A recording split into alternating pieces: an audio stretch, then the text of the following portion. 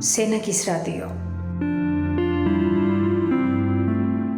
მოგესალმებით, დღეს ჩვენ სენაკში ვიმყოფებით, სენაკის სამხედრო დასახლებაში, კერძოდ აფხაზეთის ნომერ მე-7 საჯარო სკოლაში, სადაც ძალიან საინტერესო აქტივობები ტარდება. ბუნებრივია, როცა კვირის 5 დღე, ორშაბათიდან ხუთშაბათი პარასკევის ჩათვლით, როცა დაკავებულია სკოლაში და ხმაურიანია, ჩვეულებრივი ამბავია, მაგრამ ჩვენ სამხედრო დასახლებაში ეს საჯარო სკოლა შაბათ დღესაც ხმაურობს, ასე ვთქვათ, და ამის ბრჭყალებში მიზეზი ძალიან საინტერესო აქტივობებია. დღეს ჩვენ შაბათს მოვედით ამ სკოლაში, მე-7 საჯარო სკოლაში და გვინდა გაგაცნოთ ამ სკოლის ძალიან საინტერესო ინიციატივა, რის შესახებაც უფრო დეტალურად ქალბატონი ინარგიზა და ბატონი გოგიტა გვესაუბრებიან. ისინი ამ სკოლის მასწავლებლები არიან. მოგესალმებით. პირველ რიგში მაინტერესებს თქვენი სკოლის შესახებ გავაცნო ინფორმაცია ჩვენს რადიო მსმენელებს. გისმენთ დიდი ყურადღებით. ჩვენი სკოლა, დევნილთა სკოლის სახელწოდებით დაარსდა 1996 წელს.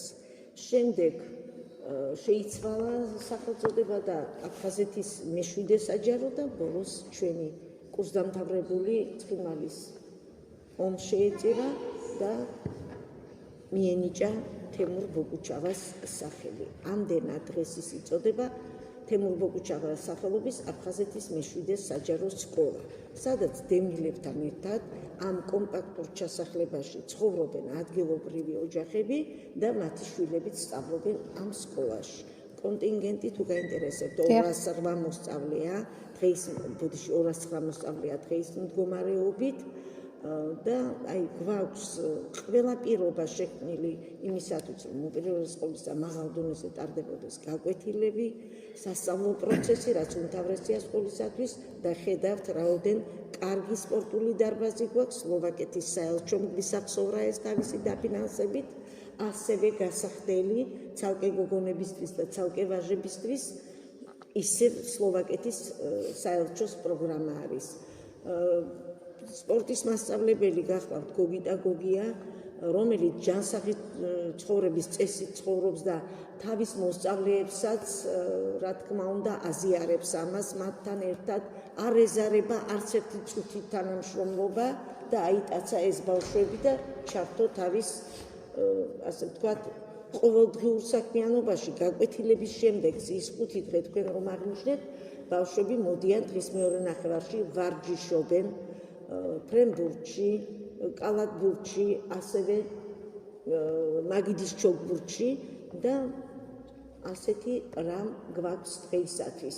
ძალიან სასიამოვნოა, როცა სკოლის ადმინისტრაცია პედაგოგის ამ ინიციატივას ყოველთვის პოზიტიური განწყობით ხვდება ჩართული ამაში და მოდით გოგიტა ვისაუბროთ იმაზე, თუ როგორ გაგიჩნდა იდეა, რომ აი მაგალითად შაბათს დღეს ესეთი აქტივობა გაგეკეთებინა და გაგეგმა და რამდენად აიტაცა სკოლამ, მასწავლებლებმა, მშობლებმა და თვითონ ბავშვებმა. მოგესალმებით, მე ვარ ფიზიკური აღზრდისა და სპორტის მასწავლებელი, ასევე ვასწავლი ჭადრაკს პირველ-მეორე კლასში. სტანდარტულად ორშაბათიდან პარასკევის ჩათვლით მუშაობდეს, არა გასაკვირი და როგორც ყველა სკოლაში გაკვეთილები ტარდება, ჩვეულებრივ სტანდარტულად. გაკვეთილების შემდეგ დაახლოებით 1 საათი რჩებით და გარკვეული სპორტული აქტივობები გვაქვს. შემდეგ სკოლის ადმინისტრაციასთან ერთად, მასწავლებლებთან ერთად, სამოქალაქოს მასწავლებელიც ასევე მინდა აღნიშნო, აქტიურად იყო ჩართული დირექტორი, რომელიც ყოფილი სპორტსმენია მძლეოსანი. ერთად წამოვიდა ეს ინიციატივა, რომ რაღაცა მოტივაციის, ამაღლების მიზნის და გარკვეულწილად ბავშვების, მშობლების, თემის წარმომადგენლების და მასწავლებლების კიდევ უფრო დაახლოების მიზნის, ჩართულობის მიზნის და ერთ გუნდად შეკრის მიზნით რაღაც აქტივობა დაგვეგებნა და აი შაბათობით გვაქვს მშობელთა და მოსწავლეთა ჩართულობა, სადაც ბავშვები, მოსწავლეები, მშობლები, თემის წარმომადგენლები ერთად არიან დაკავებული სპორტული აქტივობებით. ჩართულობა საკმაოდ მაღალია, მოდიან ჭადრაკის სათამაშოდ ბავშვები მშობლებთან ერთად, მაგიდის ჩოგბურთს თამაშობენ, ფრენბურთს თამაშობენ დარბაზში. ამ აქტივობებში ასევე აქტიურად არიან ჩართული სხვა მასწავლებლებიც, სამხედროს მასწავლებელი ბატონი მალხაზი მინდა აღნიშნო, ინგლისურის მასწავლებელიც მაგიდის ჩოგბურთს თამაშობს ბიოლოგიის მასწავლებელი, რა თქმა უნდა, ჩვენი დირექტორის დღეს არ არის სხვა აქტივობა კიდე სკოლას და გასულები არიან გარკვეული მიზეზების გამო. ზოგადად იდეა როგორ გაგიჩნდათ, რომ მაგალითად შაბათი დღე დაგეტვირთათ და შაბათსაც შეხვედროდით მშობლებთან და მასწავლებლებთან ერთად მოსწავლეებს. თვითონ ინიციატივა როგორ საიდან მოდის? ინიციატივა ეს მუშაობის პროცესში თვითონ წამოვიდა იდეები. შაბათი დღე არის დასვენება, მეტნაკლებად ყველა ისვენებზეც ცალია ყველა სკოლაში მოსასვლად. ბავშვებიც ნაკლებად არიან დატვირთული მეცადინეობით და ეს შედარებით ისეთი მოსახერხებელი დღე იყო ყველასთვის, რომ ერთი დღე დაეთმოთ სკოლაში მოსასვლა და თავიანთ შვილებთან ერთად, თავიანთ ახლობლებთან ერთად ჩართულიყვნენ სასკოლო აქტივობებში. და დაახლოებით რამდენი ხანია ეს აქტივობა ხორციელდება? შარშან დავიწყეთ ეს აქტივობა, როგორც ასე მოსწავლეებთან ჩვენ დამატებითი მუშაობა სულ გვაქვს, რაც მუშაობ, მაგრამ მშობელთა ჩართულობის იდეა წამოვიდა შარშან დავიწყეთ უშუალოდ ამ მიმართულებით მუშაობა, საკმაოდ ეფექტური გამოდგა და გრძელდება ეს ყოველ შაბათ დღეს აქტიურად ვარ ჩართული სპორტულ საქმიანობაში. სკოლას ხელს ვიწყობს, მინდა აღნიშნო, რომ ეს საუხრივად არ კეთდება, ვისაუბრე მაღალ ჩართულობაზე, სკოლაზე ინფრასტრუქტურა არის, ინვენტარიც არის საკმაოდ კარგი, ხედავს ეს ისედაც საჩენია და ეს გარკვეულწილად ჩვენი უპირატესობა და სერიოზული მხარდაჭერა, როგორც მატერიალური, ისე მორალური მხარდაჭერა გვაქვს საკმაოდ მაღალი და შედეგიც არის საკმაოდ მაღალი. ბავშვების ჩართულობას გულისხმობ შედეგში და მშობლების ჩართულობას. ბავშვები ადგანან ჯანსაღი ცხოვრების წესის გზას. კი ბატონო, ეს ძალიან მნიშვნელოვანია, რაც შეეხება ჯანსაღი ცხოვრების წესის მხარდაჭერას. ამ კუთხით ძალიან საინტერესო პროექტია და იმედია არა მხოლოდ სენაკის, არამედ სხვა მუნიციპალიტეტების სკოლები აი ძალიან საინტერესო გამოცდილებას და პრაქტიკას გაიზიარებენ. ძალიან საინტერესოა ამ კუთხით თუ გყავთ თანამოაზრეები, ან როგორი გამოხმაურება მოყვა ზოგადად თქვენს ინიციატივას და ზოგადად თქვენს პროექტს. სიმართლე რომ გითხრათ, ფართო მასებისთვის არაა ცნობილი, ჯერ შიდა მხარდაჭერა საკმაოდ მაღალია, სკოლის ადმინისტრაცია, სკოლის მოსწავლეები, მშობლები და ეს თემის მხრიდან მაღალია მხარდაჭერა, მაგრამ ფართო მასებისთვის არაა ცნობილი. დღეს პირველად ხდება ასე საჯაროდ გააშუქება და ამ ინიციატივას ვფიქრობ, რომ ბევრი შეუერთდება და სხვა სკოლებიც გააკეთებენ იგივე აქტივობებს, საკმაოდ ეფექტური გამოდგა. და ვფიქრობ, რომ ეს ინოვაციური მიდგომაა ბავშვების ჩართულობის გასაზრდელად. დაინტერესება ჩვენი ბავშვების გაიზარდა და მაძალავდებად არ ხდება ეს, მათი სურვილით მოდიან და არიან სხვადასხვა აქტივობაში ჩართულები. ასევე ხოლმე გოგიტას გავუსწრებდა ჩხოროწყუდან იყვნენ ჩამოსულები, კარატეში ჩატარდა აქ ტურნირი, ასევე იყო სასკოლო ტურნირი ფრენბურთში და სტუმრობდა ნოსირის სკოლა, სკოლის ფრენბურთელთა გუნდი გოგონების. ეს ძალიან საინტერესო თანამშრომლობის პრეცედენტები არის. თანამშრომლობა გვაქვს ჩხოროწყუს სასპორტო სკოლასთან, ნოსირის სკოლა დადის პერიოდულად გოგონათა ჯგუფი. ფრენბურთში შიდა ამხანაგურ შეჯიბრებებს ვაკეთებთ. მასწავლებლებს შორის ჩატარდა ტურნირი, მინდა აღვნიშნო, რესურსებთან ერთად ჩავატარეთ მაგიდის შეგურჩი და ჩვენი სკოლიდან დაახლოებით 5 მასწავლებელი იყო ჩართული, რაც საკმაოდ დადებითი მოვლენა ეს ბავშვებისთვის მაგალითის მიცემია და საკმაოდ მაღალ დონეზე დგას ეს ჯანსაღი ცხოვრების წესი, ამაზე მივუთითებ სკოლაში. ეს გოგონათა ჯგუფი ყავს ფრენბურთის, ეს გარკვეულწილად აი გოგონათა ჩართულობას დის და ეს სპორტში როგორც ვაჟები, ისე გოგონები არიან თითქმის თანაბრად ამ სკოლაში ჩართული და რამე გენდერული ნიშნით რაღაც დისბალანსი არ გვაქვს. თითქმის 50-50-ზეა ჩართულობის დონე, ჩვენ ამას ყველანაირად ხელს ვუწყობთ. ორი ჩოგუნთის მაგიდა გვაქვს, ერთში თამაშობენ ვაჟები, მეორეში გოგონები, იმიტომ რომ დისბალანსი არ დაირღვეს და ორივესთვის იყოს თანაბარი ხელმისაწვდომობა. ბავშვებთან ერთად უფროსებიც რა თქმა უნდა არიან ჩართულობის შესაბამისად. რა მაინტერესებს, აი სანამ აქტივობა დაიწყებოდა, მანამ რა თქმა უნდა მონაცემები ერთგვარი სტატისტიკა გაქვთ, ხომ?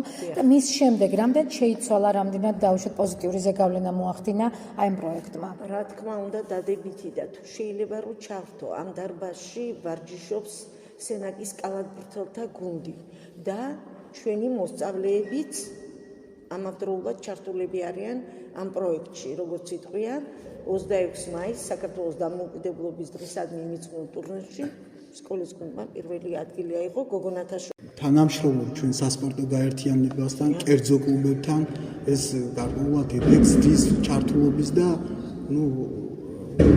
გაცილებით უკეთესია თანამშრომლობა შედეგის მიღწევა სასპორტო გაერთიანების გუნდებთან თანამშრომლობ ფეხბურთის გუნდთან, მაგიდის შტაბთან, მე პერიოდულად წვნელებს უკავშირდები და კონსულტაციებს გავდივართ კონკრეტულ სახეობებში.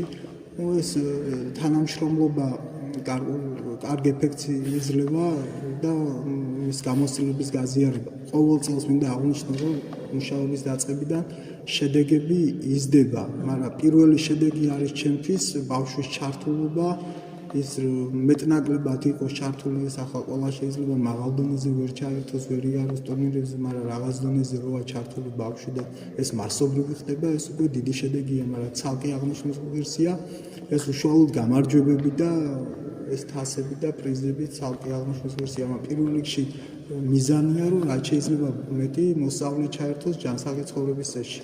ყოველ წელს იზრდება ჩართულობა, სახეობებსაც ვამატებთ, რომ არჩევანი იყოს მრავალფეროვანი და რაც შეიძლება მეტი აქტიობა ჰქონდეს აი ბავშვებისთვის, სხვადასხვა ინტერესის ბავშვისთვის მორგებული. წელს ბამბიკტონის თამაშიც დავიწყეთ. შარშან ჭადრაგის გუნდი გავიყვანეთ პირველად, მესამეზე გავედით აფხაზეთის სკოლებს შორის. ნელ-ნელა სახეობებს ვამატებთ, აქტივობებს, რომ რაც შეიძლება მეტი ბავშვი მოვიზიდოთ ჩვენს ჯანსაღი ცხოვრების წესში. სენაკის რადიო. ქალბატონი ეკატერინე, მე მქონდა შესაძლებლობა თქვენთან ერთად მედევნებინა თვალყური ამ აქტივობებისთვის, რაც ამ სკოლაში ხორციელდება. მე ვიცი, რომ თქვენ ამ სკოლაში მშობელიც ხართ და მასწავლებელიც, როგორც უფრო ვიდრე მშობელი. კი ბატონო, მოდით ორიადე სიტყვით ვისაუბროთ აი ამ აქტივობის შესახებ და თქვენ როგორ შეაფასებთ ამ ყველაფერს? მე ძალიან დადებითად ვაფასებ. რაც ბავშვისთვის ესარგებლოა, ყველაფერს რა თქმა უნდა ძალიან დადებითად ვაფასებ. კარგი წამოწყება აქვს გოგიტა მასწავლებელს ჩვენი ადმინისტრაციის ხელშეწყობით, რადგან ხელს უწყობს ბავშვების დაინტერესებას სპორტული ცხოვრებით, მათ გონებრივ, ფიზიკურ გაჯანსაღებას, საჭირო უნარების განვითარებას, რაც მთავარია ბავშვმა იცის სად უნდა მივიდეს, თუნდაც აი ამ უქმე დასვენების დღეებში ბავშვი მოწყვეტილი არის ქუჩას, ეცნობა სპორტის სხვადასხვა სახეობას, იქნებ თავისი თავიც იპოვოს და მომავალის მოიწყოს ამ. ამიტომ ყველა იმ წამოწყებას, რაც აქ ჩვენ სკოლაში თქვენ დღეს ნახეთ, ძალიან დადებითად ვაფასებ და ვფიქრობ, რომ ეს ხალხი დირექციის ხელშეწყობით ემსახურება ძალიან დიდ კეთილ საზოგადოებისთვის სასარგებლო საქმეს. აქ სწავლობენ ურთიერთობას, რადგან როგორც თქვენ ნახეთ, არა მხოლოდ პატარები, არამედ უფროსი თაობის წარმომადგენლები, მასწავლებლები, მშობლები, ზოგადად თემის წარმომადგენლები არიან ჩართული და ანუ ძალიან ბევრი საშუალებას იძლევა, როგორც ბავშვისთვის, ისე დიდი. რა თქმა უნდა, კმაყოფილი ვარ ამ ყველაფრით და რა თქმა უნდა დადებითია, იმიტომ რომ ძალიან მნიშვნელოვანია ბავშვებისთვის, თუნდაც იმ შაბათს, როცა თავისუფლება აქვს და ტელეფონის სკროლის ნაცვლად მოდიან და ამ აქტივობაში არიან ჩართულები და მათ შორის მეც როგორც მშობელი, როცა რომ აქ აუცილებლად და არ გამოვტოვებ, ძალიან მისასალმებელია და კარგი პროექტია ნამდვილად. თქვენ აღნიშნეთ, რომ აქ ცხოვრობთ და ეს სკოლა დაამთავრეთ. მოდით ვისაუბროთ ერთგვარად შევადაროთ ეს დაუშვათ თქვენ დროს რამდენად იყო შესაძლებლობები იმის, რომ განვითარებული ყავით და ზოგადად თემში რამდენად მნიშვნელოვანი გახდა ამ პროექტის ამოქმედება, რა შეცვალა? კი ბატონო, მოკლედ მეც ეს სკოლა დავამთავრე. ამ სკოლის მასწავლებელი ვიყავი პირველი კლასიდან მე-11-მდე, ეხლა ჩემი შვილიც 9 კლასში არის უკვე. მაშინ ნამდვილად არ იყო სიმართლე რომ თქვა ესე. ადრე წლების წინ. ხო, ანუ თქვა აი ჩემი მასწავლებლების ესე არ იყო.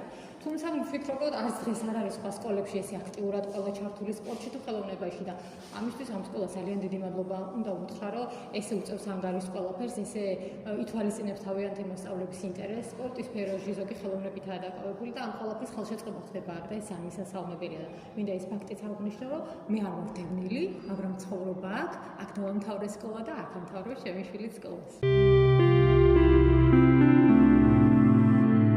სენაკის რადიო. ვიტამასწავლე мотиваცია მოხდა რომ შეგვესწავლა სპორტის ეს სახეობა, როგორიც არის მაგალითად ფრენბურთი. შენ ფრენბურთზე დადიხარ, ხო? დიდ ვერ დაკავებული. და მახარებს ეს ფაქტი, რომ ჩვენი სკოლა ჩართულია და ბავშვები გავერთიანი სხვადასხვა კლასებიდან და რავი, შევისწავლით სპორტს. აი მანამდე ინტერესი და ქონდა. არა მარტო მოგიტა მასწავლებლებს ვუხდი მეგობრებს, ასევე მამხელ მასწავლებელსაც. ორი мотиваცია რა არის აქ რო დადიხარ? აი მაგალითად მიხარია მოუწონს, როდესაც სხვადასხვა სკოლები ან თუნდაც ტელევიზორში რო ვხედავთ, აი როცა ბავშვები არიან ჩართულები, ყავთ კარგი ჯგუფი, თამაშობენ და რავი, აი ამან მომცა мотиваცია, რომ მეც ჩავერთო ამ საქმიანობაში. რა თქმა უნდა, ყველაფერს ძალიან დიდი მნიშვნელობა აქვს და როცა ბავშვები ამ წრეებს, ასე ვთქვათ, მოდი პირობითად ესე დავარქვათ, ამ წრეების სერვისებს მომსახურებას იღებენ აბსოლუტურად უფასოდ. უფასოდ, რა თქმა უნდა, ну ყველა სახეობა აქ რაც არის, რაშიც სკოლის მასწავლებლები ვარ ჩართული, უფასოდ მიეწოდებათ ბავშვებს. ეს არის ყველაზე მთავარი. სენაკის რადიო. ჩვენ მოვდივართ მეშვიდე საჯარო სკოლიდან, სენაკის მეშვიდე საჯარო სკოლიდან, სადაც თქვენ ასე ვთქვათ, საშაბათო სასპორტო ღონისძიების პროექტის მონაწილეები და თვითმხილველები გავხდით. მაინტერესებს ცოტა უფრო დეტალურად ვისაუბროთ აი ამ იდეაზე, ჩვენ იქ კი შევეხეთ გარკვეულწილად ამ პროექტის და ამ იდეის შესახებ ინფორმაციაზე ვისაუბროთ, მაგრამ ჩემთვის მაინც საინტერესოა, ვინ არის გოგიტა გოგია და როგორ დაიწყო სენაკის სამხედრო დასახლებაში, მან აი სპორტული პედაგოგიური კარიერა და რამდენად მნიშვნელოვნად მიგაჩნიათ თქვენი საქმიანობა აქ ამ დასახლებაში. სპორტული საქმიანობა ჩემი როგორც სპორტსმენმა ბავშვებიდან დავიწყე. ძირითადი მიმართულება იყო კარატე, ვინაიდან აქ ჰქონდა კარატის ჯგუფი, რომლისაცნომი იყო, მე ჭადრაგი და შემდეგ რაღაც საბაზისო დონეზე ბევრ სპორტთან მაქვს შეხება, რაც ხელს უწყობს ბავშვებთან მუშაობა, ცოტა ხანი ფეხბურთს თამაშობდი, მოყვარული ზონეზე ჩოგბურთს თამაშობ, კალათბურთს თამაშობ მოყვარული ზონეზე და ეს გარკვეულწილად მეხმარება ბავშვებთან მუშაობაში. როგორც წვრთნელმა მუშაობა დავიწყე 2014 წელს სენაკის სასპორტო გაერთიანებაში. 2021-ში ფიზიკური აღზრდისა და სპორტის მასწავლებელი გავხდი აფხაზეთის თემურ ბოგუჩავას სახელობის აფხაზეთის ნომერ მე-7 სკოლაში. შემდეგ ჭადრაგი შემოვიდა სასკოლო საგნად, პირველ და მეორე კლასში მან ჭადრაგს ვასწავლი. უფრო ადრე კი იყო ძალიან საინტერესო, ასე ვთქვათ, წარსული. თქვენ რამდენადაც ვიცი ხართ აფხაზეთიდან და თქვენ გაქვთ აგრეთვე გამოცდილება ერახშიც იბრძოდით, ასე ვთქვათ, და ვინ და თქვენ ნამდვილად იცით მშვიდობის ფასი და მშვიდობიან პირობებში ჯანმრთელობის და ჯანსაღი ცხოვრების ფასი. 1993-დან რაზდემულებით გადმოვედით აქეთ, ამ დასახლებაში ვცხოვრობ. რავი, ასე რომ ვთქვათ, ამ დასახლების პულს ვგრძნობ. იგი შემდეგ ვიყავი ჯარისკაცი, სამშვიდობო მისიაში ზრუნავდი მონაწილეობას. იქიდან ჯარის შემდეგ აქტიურად შევდექი სპორტულ საქმიანობას, რაღაც პერიოდი როგორც მოხალისე, ისეც მუშაობდი ბავშვებთან, მანამდეც როგორც მოხალისე, ისე მყავდა ჯგუფები და შემდეგ უკვე დავიწყე საჯარო სამსახურის მუშაობა სასპორტო გაერთიანებაში, შემდეგ აფხაზეთის მე-7 საჯარო სკოლაში. საინტერესოა ბავშვებთან ურთიერთობა რას გაძლევთ თქვენ როგორც პიროვნებას და როგორც პედაგოგს? ბავშვებთან ურთიერთობა მოეგ გარკვეულწილად სიამოვნებს და ეს ერთი საკმაოდ საინტერესოა, იმიტომ რომ ბავშვებისგან ვსწავლობ ბევრ რამეს, ჩვენ ურთიერთობას ვზიარებთ ერთმანეთს. რა თქმა უნდა, როცა საქმეა გასაკეთებელი, მაშინ მიდგომების საქმიანია და მუშაობ ბავშვებთან ერთად. ბავშვებს მიმართულებებს ვაძლევ, თავის ნიჭიდან გამომდინარე სილოფრო ჯგუფებში გავგზავნო, ფეხბურთში, მაგიდით ჩოგბურთში, ჭადრაგში, კალათბურთში.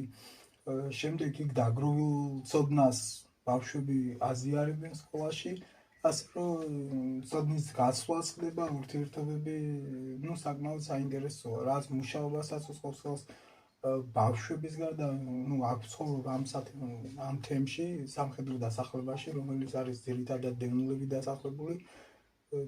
თითქმის ყველა მშობელთან, ბავშვის წარმომადგენელთან მეგობრობ, ესეც ხელს უწყობს ჩვენს მუშაობას, უფრო ნდობა მაქვს.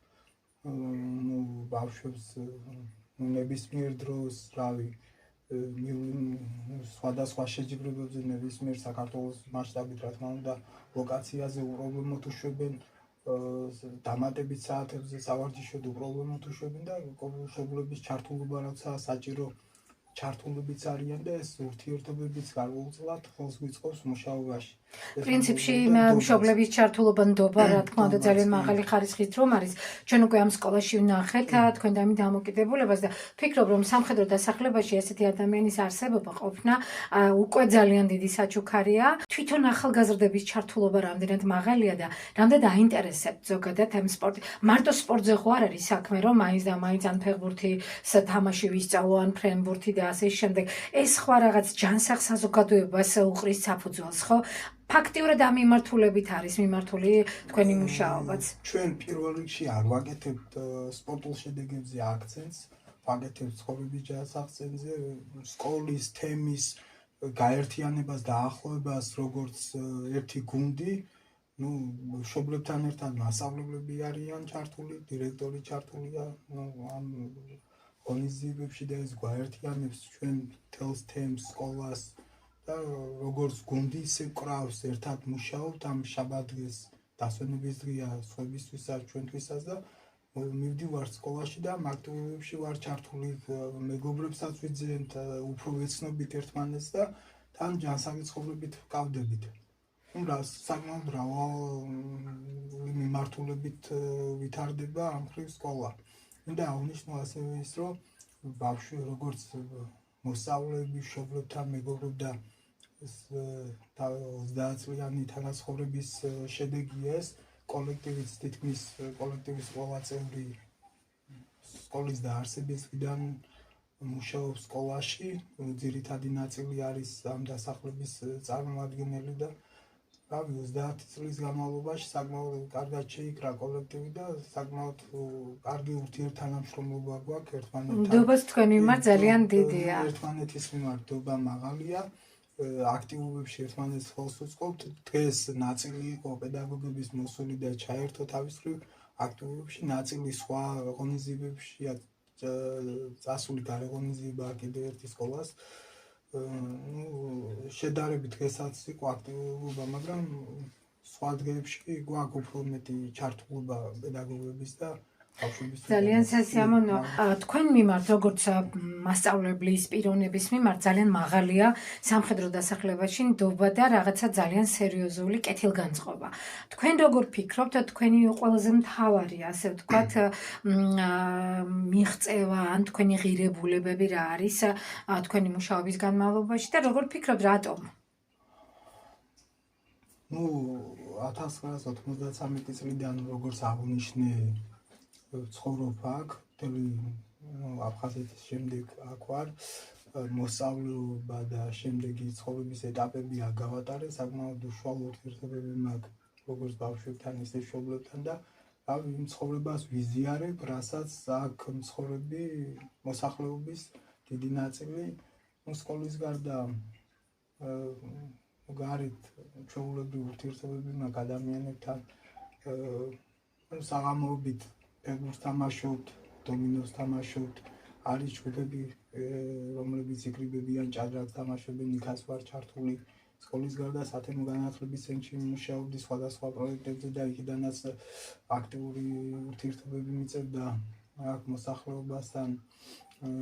სამხედრო სამსახურშიც ყავდა აქედან რამოდენიმე ამ დასახლებიდან თანამშრომელი და შესაბამისად განვითარდა ჩვენი კარგი ურთიერთობები ამ უშუალო ურთიერთობებიდან გამომდინარე. ვფიქრობ, რომ ესეთი ადამიანების ცალკეული პიროვნებების აქტიურობა საზოგადოების განვითარებას ყოველთვის უწყობს ხელს და სამხედრო დასახლებაში მით უმეტეს თქვენი ასეთი ტიპის ჩართულობა ქმნის იმის რესურსს, რომ შესაძლებლობები მეტი ქონდეს ახალგაზრდებს, ხო? თქვენ ცხოვრებაში ყველაზე მთავარი მონოპოლარი რა არის? როგორ ფიქრობთ, რა არის ის, რითაც თქვენ ამ წუთამდე ხართ განსხვავებული ადამიანი? ბევრი ფაქტორია, ერთს ვერ დამოვყობ. ჩვენ გვაძლიერებს პირველ რიგში ოჯახიდან უნდა მოდიდეს ხელშეწყობა, მერე მეგობრები, სამეზობლო თანამშრომლები, ის თემი სადაც ცხოვრობ და თუ რამეს აღწევ, როგორც დღესაც გამოჩნდა, მაგრამ რამეს თუ ვაკეთებ, ყოველთვის ხარდაჭერას გრძნობ და ეს ვფიქრობ თავარი მონაპოვარია, რაც ყველაფერში ხელს მიწყობს. მომავალშიც თუ უკავშირებთ სამხედრო დასახლებას, სენაკს ზოგადად თქვენს ასე ვთქვათ პიროვნულ განვითარებას და ზოგადად თქვენს მუშაობას. სოხუმში ვარ დაბადებული.